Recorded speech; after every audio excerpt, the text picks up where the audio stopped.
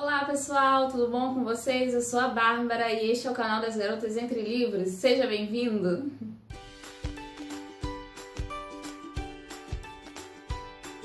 Hoje nós estamos de volta, eu estou aqui de volta e eu vou fazer aquilo que eu já tinha prometido, que é a resenha da trilogia Feita de Fumaça e Osso da Laini Taylor. Aqui os 3 livros para vocês verem.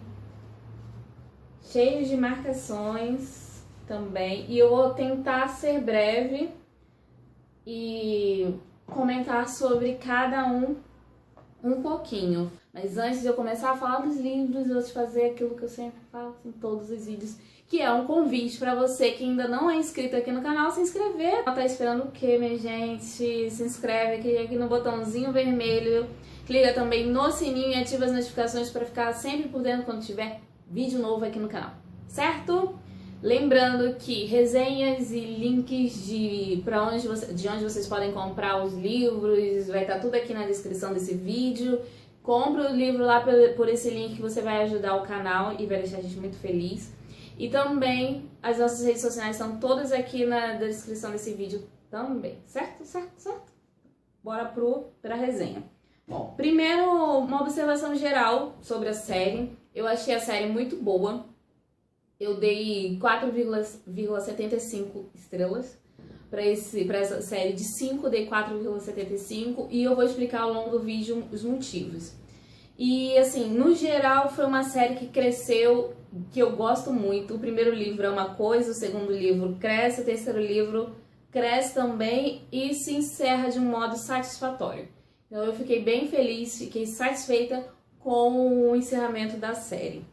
Obviamente nem tudo é perfeito, porque se fosse perfeito teria ganho 5 estrelas, mas não ganhou. E eu vou explicar o porquê. Bora primeiro falar sobre o primeiro livro. Feita de Fumaça, a série conta a história da Carol, que é uma humana, que ela é quase uma agente dupla, ela vive uma vida dupla. Uma vida em que ela está vivendo com os seus amigos humanos e uma outra vida paralela que é vivendo com os quimeras. A Carol, ela é envolta em vários mistérios. A gente não sabe muito bem de onde ela surgiu. A gente só sabe pequenos detalhes da vida dela, inclusive ela mesma só sabe poucos detalhes da vida dela. Ela não sabe muito bem de onde é que ela veio. Ela só sabe que desde sempre ela foi criada por esses quimeras, né, que o principal é o Brimstone, e ela foi criada por ele e por vários outros quimeras que viviam ali naquela... quase... É um espaço onde eles viviam, que... Um local assim... Não é nem uma casa, mas era tipo um escritório, um local onde ele vivia. E ali ela foi crescendo, sendo criada por eles. Depois que ela já tinha uma idade suficiente para conviver no mundo humano, ela foi levada para o mundo humano para conviver com as pessoas da sua mesma espécie. E os quimeras são pessoas, assim, são seres extraordinários, porque tem partes de corpo humano e partes de animais. Então eles têm várias raças, eu não vou entrar em detalhes aqui, senão a gente vai ficar a vida falando sobre isso. Enfim, então a Carol, ela faz pequenos trabalhos pro Brimstone. Ele é um vendedor de desejos, eu acho que eu posso dizer isso. Ele é um mago / vendedor de desejos e ele troca essas moedinhas por dentes. Sim, é bem curioso, né? Dependendo do dente que vier ou do que vier pra ele dá um determinado valor. A gente fica boiando. No início a gente não sabe os motivos dele querer esses dentes. E a gente só sabe que é fascinante os desejos que ele consegue realizar através dessas moedinhas. E a Carol tem algumas, né? O tanto que o cabelo dela é azul e o cabelo dela nasce azul por conta de um desses desejos. Ela consegue fazer várias coisas e ela consegue principalmente através desses desejos. E é basicamente isso que a gente tem plano inicial do primeiro livro. Essa jovem garota, ela tá com 17 anos, que ela não sabe muito bem quem ela é, mas ela tem um contato com um mundo extraordinário que os humanos não têm conhecimento algum. Então ela vive uma vida paralela. Até que, o que acontece? marcas são colocadas em algumas portas ao redor do mundo. Essas portas, elas eram meio que portais que levavam para esse mundo do Brimstone, para essa loja do Brimstone. E era por essa loja que a Carol tinha contato com ele, né? Por essas portas. E outras pessoas também tinham contato com ele, né? As pessoas que vendiam dentes pro Brimstone, que trocavam dentes com ele. E aparecem marcas de mãos queimadas nessas portas ao redor do mundo inteiro. E a gente fica sem saber mais ou menos o que está acontecendo de verdade. Depois a gente descobre, né? Porque os serafins vêm à Terra e são eles que marcam essas portas. E eles têm um objetivo. Um desses serafins é o Akiva, que é o outro protagonista do livro. E ele, assim, quando ele encontra com a Carol pela primeira vez, gente, faíscas soltam e é uma coisa bem de louco. Mas ele acha, assim, curioso porque quem é essa humana que tá ajudando os quimeras? E ela não sabe quem ele é, quem é esse cara, que ele é perfeito, maravilhoso, é a pessoa mais linda que ela já viu no mundo, mas que é extremamente violento e quer destruir a sua família.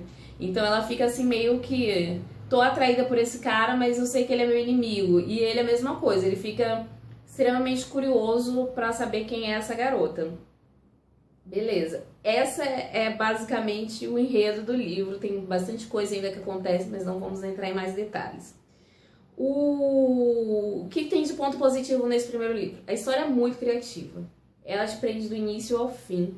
A escrita da Laini Taylor é extremamente poética, é lindo, lindo, lindo. O tanto que é aqui o livro, eu nem peguei o livro pra ficar mostrando pra vocês, né, gente? Desculpa.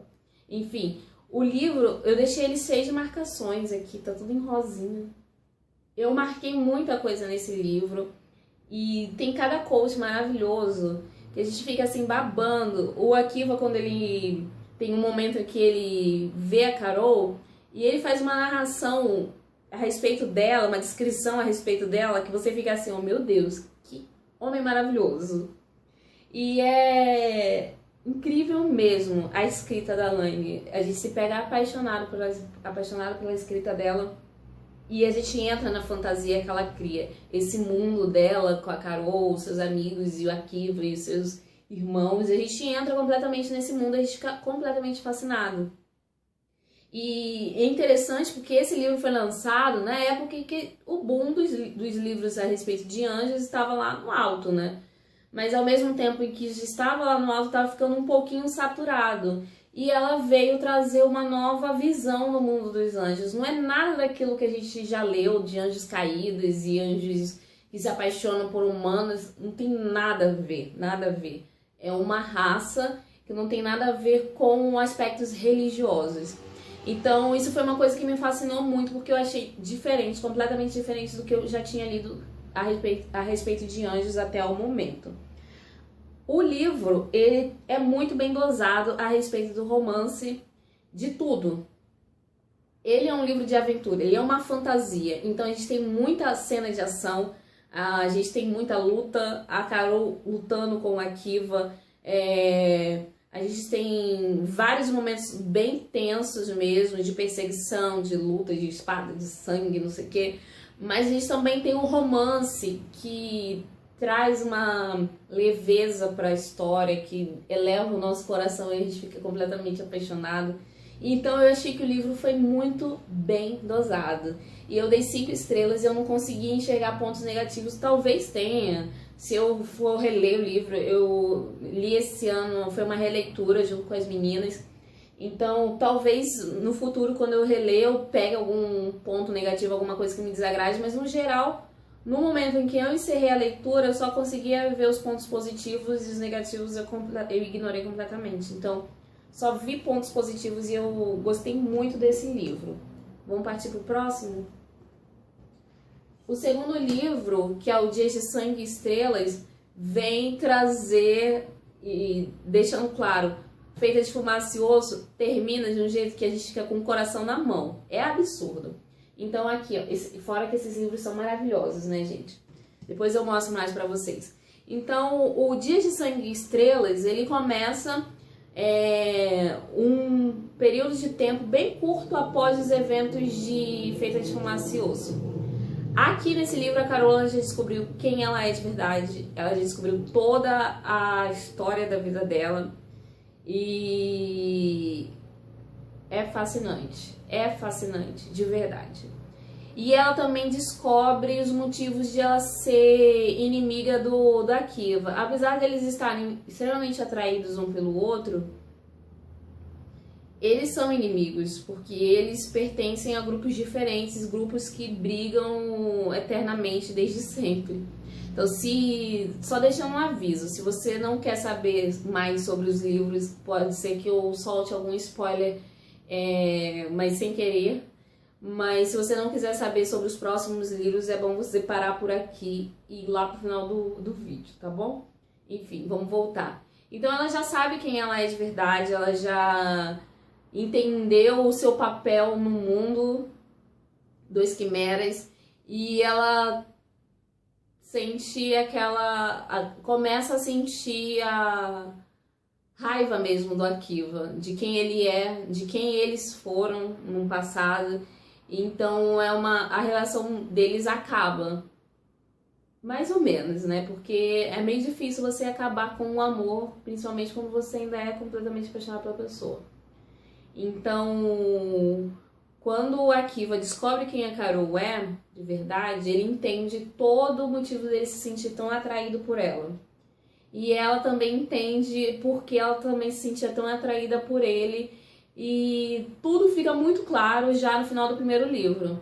Aí a gente vai pro segundo, que eleva a história a um novo patamar. Qual é esse novo patamar? A guerra entre serafins e quimeras. Por que essa guerra acontece? E a gente vai entrar no mundo dos quimeras e dos serafins, que é um mundo que não é a nossa Terra. É um outro mundo, que é chamado de Eretz. E lá existe essa guerra entre quimeras e serafins há anos. É uma guerra que já dura há muitos e muitos anos. E é uma guerra que está saturada, mas ambas as partes perdem seus soldados. Então é uma guerra que é muito dura. E já arrasou com Eretz completamente. E a gente está num ponto, nesse momento, em que os serafins estão vencendo, porque eles descobriram um dos segredos dos quimeras, que era o segredo que mantinha eles vivos na luta, que eu não vou contar qual é. Mas eles descobriram, o Akiva descobre, e eles exterminam os quimeras. Alguns conseguem fugir, mas é um número muito pequeno. Então, nesse segundo livro, eles estão... O Imperador, né, que é pai do Akiva, ele tá numa missão para exterminar os poucos que restam, porque ele já acabou com a força principal dos quimeras. Então, ele quer destruir os poucos que restam. Então, ele manda os serafins por Eretz para acabar com qualquer quimera que exista, seja um aldeão, uma pessoa que não tem nada a ver com a guerra. Ele quer destruir para limpar completamente Eretz dos serafins, dos quimeras. E o Akiva, ele tá muito arrependido das decisões que ele tomou. Então, a partir de agora, ele quer manter os quimeras vivos, esses poucos que sobraram. Então, ele vai tentar fazer de tudo para proteger, de alguma forma, as pessoas os quimeras que ainda vivem. Do outro lado da moeda, né, nós temos a Carol, que ela entende o seu papel agora como uma pessoa que faz parte do grupo dos quimeras, e ela vai lutar para reviver esse exército. E ela tem um novo papel ali, e eu também não vou contar qual é esse novo papel dela, mas a obriga a se unir a um antigo inimigo, uma pessoa que ela não gostava. E porque são muito poucos, a força é muito pouca, então eles precisam se unir de alguma forma, e é muito sacrificante, o trabalho dela é muito duro e, enfim, ela continua lutando. Ela é uma garota muito corajosa. Pontos positivos. Vamos lá, vamos falar... Ah, e eu esqueci, antes que eu esqueça de falar, também temos novos personagens que dão nova vida a esse livro e é extremamente emocionante. Então, pontos positivos. Essa questão do livro deixar de ser um Romeu e Julieta para tomar um novo nível. A gente vê a guerra, os problemas que existem em Eretz e a crueldade de ambos os lados, e é bem interessante. Tem muitas tramas, tem muita traição, tem muitas revelações, a gente vai ver um novo lado aí de muitos personagens. Então, e também dos irmãos do Akiva, eles ganham mais destaque nesse livro e eu gostei muito. A gente tem, o livro passa a ter novos pontos de vistas. Então a gente tem outras visões de outros personagens, não os personagens principais. Então tem uma personagem que é uma quimera, que é uma aldeã, uma quimerazinha que aparece, que é muito fofa. Tem outros anjos que passam a ter seus pontos de vista ali, tem suas narrativas ali no livro também, isso é muito bacana, gostei demais. Os irmãos do Akiva também ganham também mais espaço e eu amei isso. O Mickey e a Susana, que são os melhores amigos da Carol, eles também ganham mais espaço e mais destaque. Então eles são assim, eles se tornaram os meus favoritos no livro todo. E tem um novo personagem que aparece, que é o meu favorito, que inclusive se eu tivesse lido esse livro no primeiro semestre, ele entraria como o meu livro favorito na tag dos 50%, do meu personagem favorito na tag dos 50%, que é o Zírio Sortudo, que é uma quimera, um quimera, que, gente, ele é assim, Ziri, ele é maravilhoso, e eu fiquei tão feliz por ele, por ter esse personagem. Ele é um amorzinho, gente, ele é assim, sensacional mesmo, e ele tem um papel extremamente importante nesse livro, então fiquem de olho no Ziri Sortudo, porque ele é maravilhoso, enfim. E então esses são os pontos positivos, o enredo cresce, o livro fica ainda mais instigante, a gente fica ali curioso e preso completamente à história. Pontos negativos, eu tenho que falar, eu achei vários erros de digitação aqui. Parece que o livro sofreu uma revisão muito fraca, intrínseca, por favor. Eu sempre tenho uma esperança lá no alto com os livros da Intrínseca, que eu amo as edições, mas aqui veio tão cheio de erro que foi decepcionante. A gente, até nome de personagem trocado eu achei aqui, então foi meio triste. Nome de personagem escrito errado, então a gente tem vários erros de digitação que pelo valor do livro não deveria ter, né? Esse é o meu ponto negativo para o livro. A história em si é ótima e eu não vi também pontos negativos aqui nesse livro. Bora partir pro último. Aí a gente chega no último livro, que é Sonhos com Deuses e Monstros, que aqui o bagulho fica doido. Doido real. Olha, que maravilhoso. Eu acho linda. Essas capas são maravilhosas, gente. E depois eu mostro melhor pra vocês. Mas aqui ele começa exatamente no momento em que o sonho com Dias de Sangue e Estrelas termina. O sonho com deuses e monstros inicia exatamente no momento, porque termina de um jeito absurdo. E eu não vou contar qual é, porque sem spoilers aqui demais. Vamos diminuir o máximo possível de spoilers, né, nesse vídeo. Então, mas basicamente qual é a ideia aqui? A trama aqui, né, o enredo gira em torno da união dos quimeras em favor de um bem maior. Sim, é isso mesmo que eu estou falando. Os quimeras agora estão se unindo com os serafins, porque eles agora passaram a ter um inimigo em comum. Que eu não vou contar quem é esse inimigo em comum, mas eles precisam se unir. Uma parte dos quimeras, eles se unem com esses serafins, liderados, obviamente, pelo Akiva. Esse sempre foi o objetivo principal do Akiva, que era unir os quimeras e os serafins para que eles encontrassem a paz e um meio de sobreviver juntos, de conviver. Inicialmente eles vivem em guerra porque os serafins, quando chegaram em Eretz, eles escravizaram os quimeras. E depois os quimeras vieram, se revoltaram, obviamente, contra essa escravidão. e começaram a lutar contra, né? Mas é um momento em que eles deveriam se unir e deixar a guerra de lado, principalmente porque as coisas estão muito complicadas em Eretz. Então eles começam a se unir, uma parcela dos serafins com os quimeras, para lutar contra este inimigo. Mas o livro não é só isso. Tem novos personagens, sim, mais personagens novos ainda. E eles ganham destaque nesse livro. E eles são super importantes para a gente entender a verdadeira história de Eretz. A verdadeira história dos serafins. Como eles foram parar ali naquele mundo, naquele novo mundo. E, gente, é uma coisa assim... E mais ainda... É uma luta pela sobrevivência, não só dos serafins e dos quimeras, mas do mundo que eles conhecem. Então o livro ele ganha uma nova visão, uma nova, como eu posso dizer, um novo objetivo para a luta de todos, né? Não é só esse inimigo que eles têm, mas acontecem outras coisas que fazem com que seja necessária a união desses dois povos. E é interessantíssimo, nós temos novos personagens, e é só isso que eu vou falar do enredo.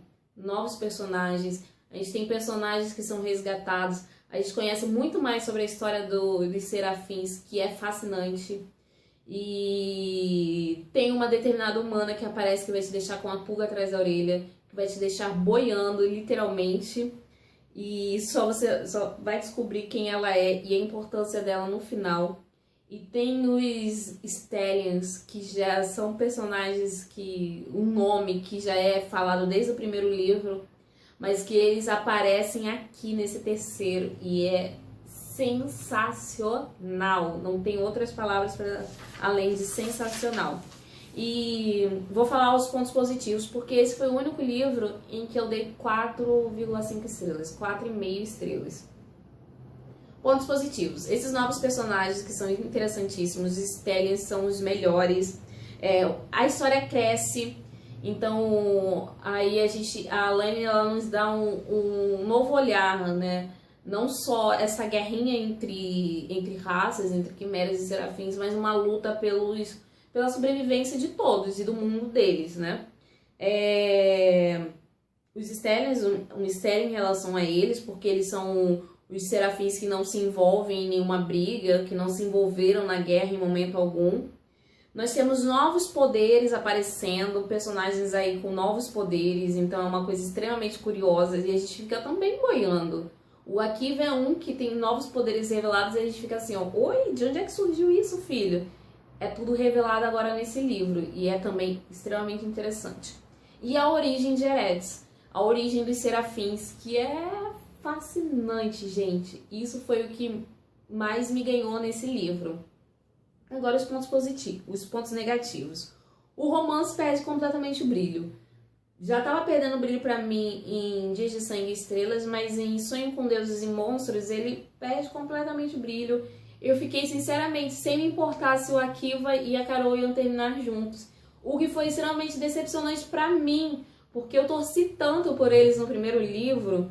E eu era completamente apaixonada por eles, pelo amor deles, assim, o Akiva falando dela, me deixava com o coração tão feliz. E foi decepcionante mesmo ver que no terceiro livro eu tava um pouco me lixando se eles iriam ficar juntos ou não. O tanto que eu comecei a shippar eles dois com outros personagens. Será que pode ser que vai que... tomara que... Mas não... Enfim, eu sinceramente não me importei muito com eles dois terminando juntos, né? Não torci contra, mais ou menos, torci um pouquinho contra. Mas também, mais ou menos. Fui um pouquinho a favor, mas enfim. As cenas deles juntos eram cenas que, por mim, poderiam não ter. Li, obviamente, mas poderia não ter, não faria diferença.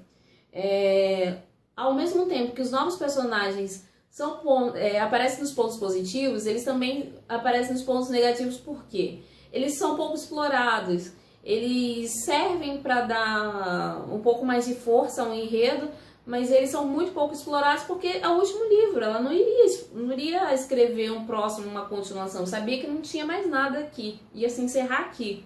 Então a gente fica com novos personagens extremamente interessantes, mas que não tem mais destaque, que a gente não conhece um pouco mais. Os Stellions são muitos que eu queria, sei lá, 100 páginas sobre eles, e a gente não tem. Então eu fiquei decepcionada nessa parte.